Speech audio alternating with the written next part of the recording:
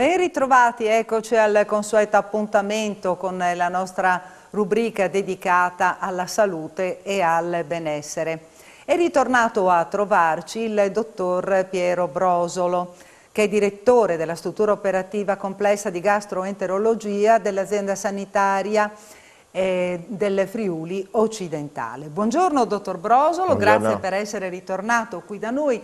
Ricordiamo che nella puntata precedente ci ha parlato di questa iniziativa che ha organizzato sul territorio per quanto riguarda la nutrizione artificiale fatta direttamente a casa. Oggi invece parliamo di altre problematiche, parliamo di patologie legate alle vie biliari. Intanto vediamo che cosa possiamo aspettarci, no? Proprio per quanto riguarda queste patologie che sono diverse, hanno diverse origini. Diciamo che fondamentalmente è una delle patologie più frequenti dal punto di vista gastroenterologico. Sappiamo che la calcolosi della colecisti, la cistifelia, è una condizione piuttosto frequente nella popolazione generale. Diciamo delle persone che incontriamo per la strada, di 10 persone, un paio hanno avuto questa problematica. Addirittura è così diffusa? Sì, è così diffusa. Non è così diffusa, diciamo, quella che è la sintomatologia legata alla presenza dei calcoli.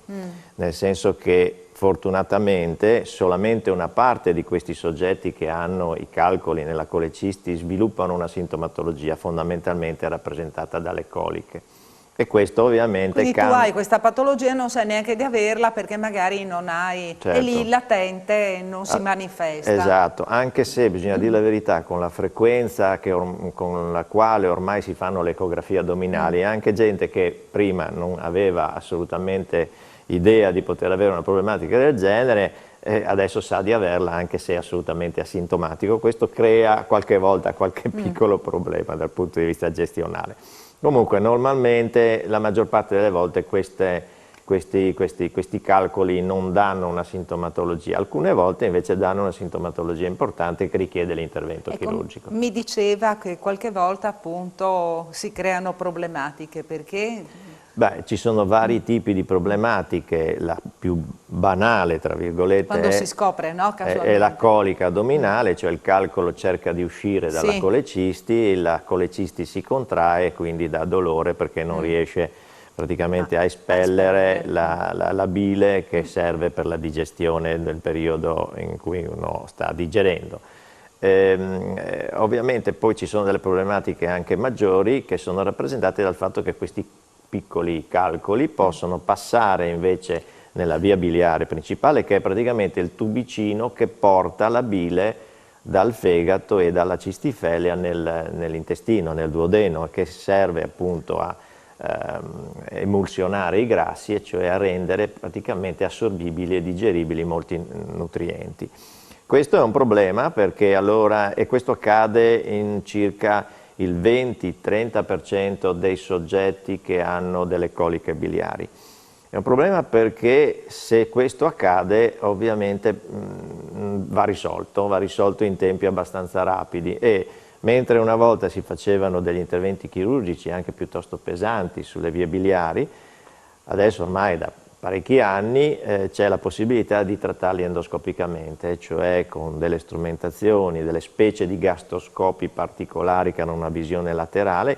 Si arriva fino al punto in cui questa via biliare esce nel duodeno, e la si incanula, cioè con un piccolo tubicino si entra dentro e si vede quello che c'è, e se c'è quello che ci si immagina o si è capito attraverso altre indagini, si rimuovono i calcoli per via endoscopica. Intervento che può fare anche lo stesso gastroenterologo? No, questo è l'intervento che fa solo il gastroenterologo. Ecco, quindi perché il chirurgo in questo caso aspetta, nel senso che anzi è il chirurgo che ci viene a cercare, nel senso che ovviamente per il chirurgo operare un soggetto che ha questa problematica, cioè i calcoli nella via biliare, che sono scesi dalla colecisti, diventa pericoloso perché crea tutta una serie di complicazioni nel post-intervento. Quindi il chirurgo vuole essere sicuro di avere libere le vie biliari prima di approcciare la colecistectomia per via laparoscopica, ormai si fa praticamente sempre.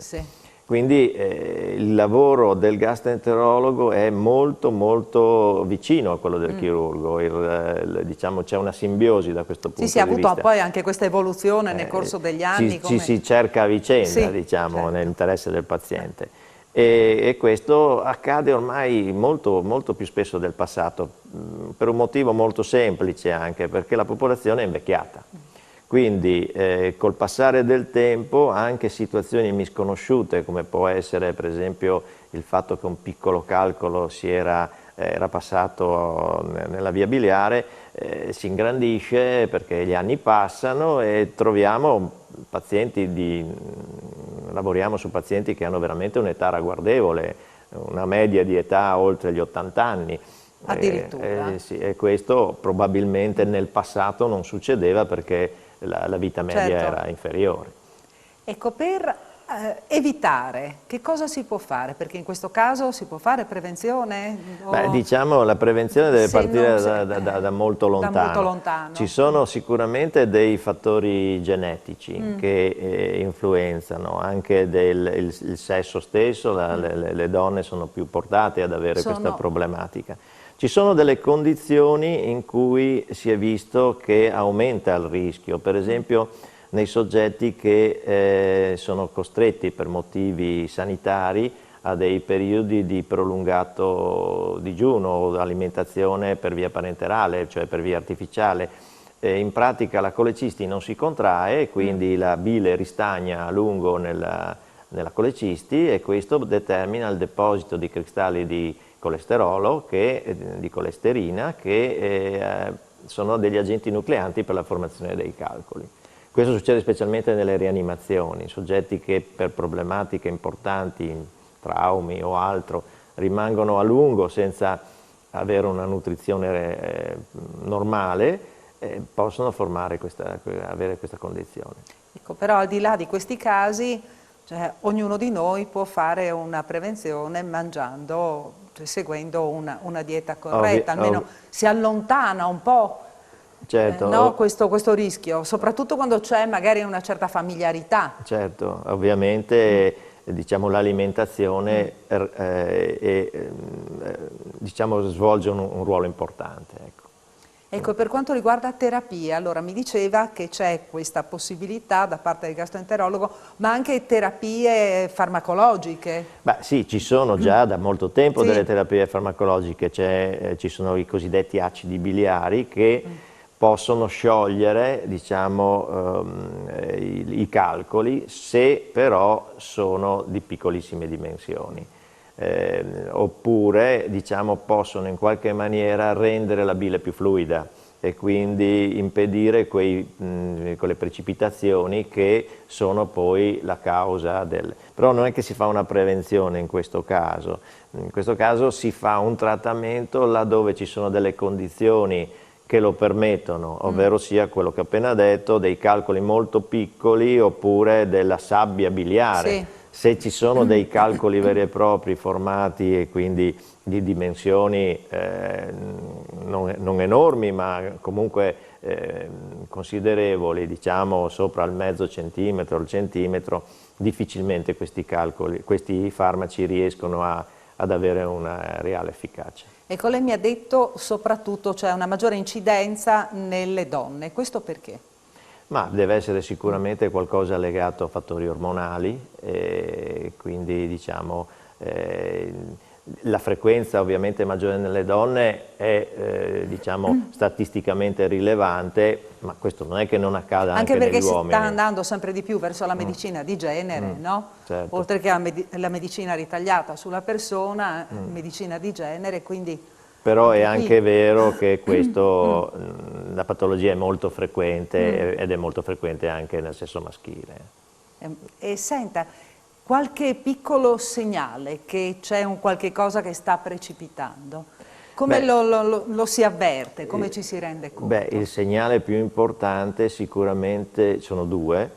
Uno è l'itero, e cioè il paziente diventa un po' giallo perché la bilirubina, e cioè quella che è contenuta nella bile, questa sostanza rigurgita nel sangue perché non trova uno sfogo nella via naturale, nell'intestino, e di conseguenza questo dà un colorito giallo inizialmente alle sclere, cioè al bianco dell'occhio, e poi ovviamente può anche incrementarsi. Però questo è già avanti, cioè già tardi, no? Beh, diciamo, è... diciamo non è raro che la gente arrivi, che i pazienti arrivino perché hanno questo colorito. Di solito nel caso della calcolosi si associa però anche alla presenza del dolore. E un altro segnale, questo ancora più preoccupante, è rappresentato dalla pancreatite acuta. E cioè, siccome il dotto pancreatico, cioè quello che secerne le sostanze prodotte dal pancreas, che anch'esse arrivano nell'intestino, e il dotto biliare hanno uno sbocco comune, può accadere che i piccoli calcoli vadano a occludere proprio questo sbocco comune e di conseguenza ostruire anche il dotto pancreatico. Questo determina un rigurgito di enzimi pancreatici, cioè delle sostanze pancreatiche che servono a digerire gli alimenti nel pancreas stesso, autodigerendolo.